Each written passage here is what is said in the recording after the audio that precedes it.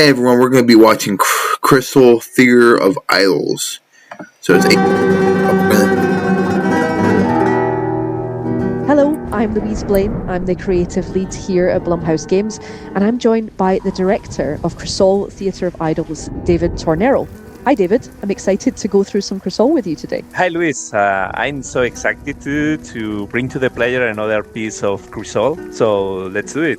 Yeah, let's do it. This will be really exciting because people haven't seen this much gameplay before, so if you take us in. Yeah, we are here. This is an early part of the chapter 1. I just want to say I really like the gun so far. You know, I really would love to see what it looks like when it shoots and stuff. It's a new biome that is called the Barns. So it's totally different from other environments that the people saw. And this is still early in the game, right? Yeah, it's not the beginning, but it's so early in the game for sure. It's, as I said, in the early part of the chapter 1. What I love about this especially is that what we're seeing just now is a blood memory, because everything in Crisol is about our blood, right, David? We reload with our blood. Gabrielle experiences things through blood. So when you brought these blood memories to life, what did you really want this to do? Not only to use more the blood mechanic, that it's one of the most important things in the game. It's more to bring the player another way to understand the lore of the game without reading too much. I prefer to show them at least or memories or histories from Tormentosa and from Crisol.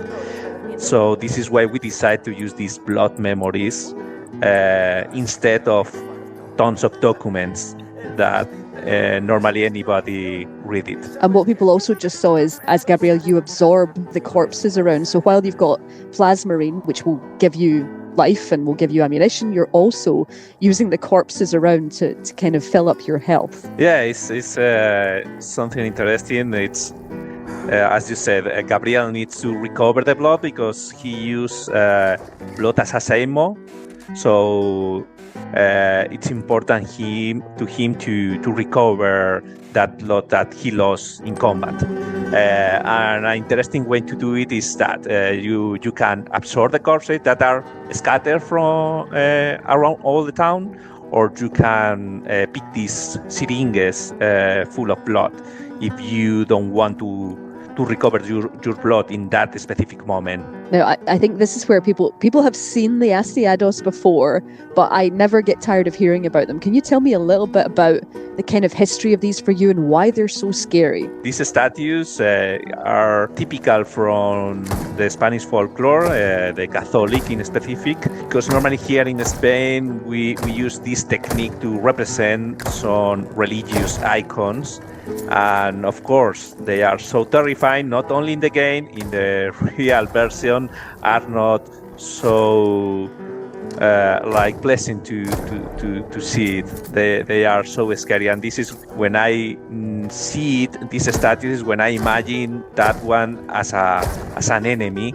So that was the main inspiration for the Astillados. That Astillados mean like splinters because they are made of wood. We have different types of them. They are the main enemy of the game, and we have, as you see, the ones with a crossbow. We have another with forks and with another weapons with different behaviors to try to make it more interesting than having only one type of them. And you say that they're the main enemy, but there are other enemies that I find that I think some of which people have seen. I think people have seen some. Can you maybe tell us a little bit about anything that people might have seen in any of the Crisol trailers? Yeah, we have another enemies, and the main difference between them are the material. As I said before, the Astillados are made of wood, and we have another made of stone. Others are made of stained glass, even another materials like oil painting. We try to give them this specific or difference between them, and of course they have.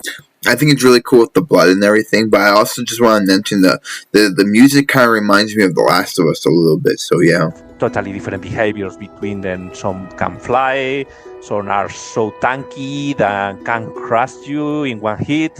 So that made the iconography of Crisol with more much variety. Yeah.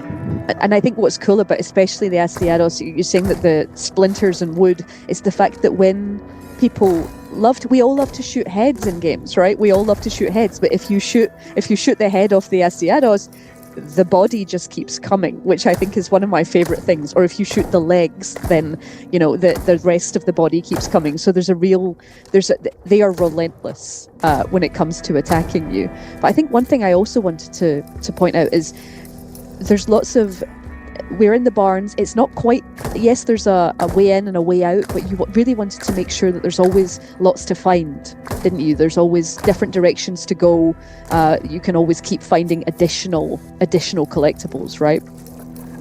Yeah, one of the important things for Crisol is to make the world explorable. Like we want to reward that kind of players. If you explore the town, you will find so many secrets, because at the end the town itself, it's like another character. We don't want the environment be so like static or only a beautiful scenographies. We want to make part of the gameplay. So if you explore, you will discover not only the main lore of Tormentosa, you will discover another resources that will make your adventure more easy than if you are like this kind of rush player that want to finish it so quickly. So we try to encourage the player to explore. Yes, so you'll be rewarded, and there's definitely multiple ways you can be rewarded that way. But I think one of the big ways is if you're collecting coins, then you can take them to the shop and you can upgrade the much needed upgrades to your guns, but also skills as well. So I think that's something I wanted to ask you about: is how did you survival horror? You never feel really, really powerful. That's something that we don't always feel in survival horror. So when you were thinking about the skills, how did you plan those out? In that game, you are a little more powerful maybe than other because you have a plenty of weapon and resources, but as your blood is your main resource, even if you are so powerful, you will lose even if you win. So to try to compensate that, you will have these skills that some of them will help you to recover the blood in different ways, not only absorbing corpses. Maybe you will have lifesteal or less damage from the enemies. Even you can shoot through two enemies or pierce the enemies with a special shot. We want to bring them a different ways to play Crisol 2, and this is where the skills are so important. But yes, you need to find all these coins and crow relics and all the stuff that you need to exchange for these skills. So it's important to explore, as I said before, if you want to be more powerful in Crisol, because the enemies will be more powerful in each chapter. So you need to scale at the same way. Yeah, I think that's really interesting. I think forcing you into the dark corners of Tormentosa just to make sure that you find everything you can so that you can level yourself up. But if people play the demo, which is available on Steam just now, that's actually the area that we've just entered. So you can actually continue your journey through Crisol if you head to Steam and download the demo just from this exact moment. So thank you so much, David, for taking us through Crisol. Thank you, Luis, and I'm so excited. See you soon. You can play the demo on Steam now, and watch out for Crisol Theatre of Idols on PC, Xbox Series and PS5. alright.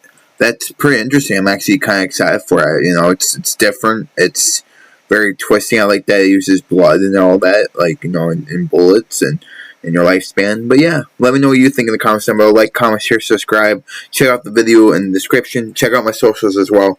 I'll see you all in the next video. Bye.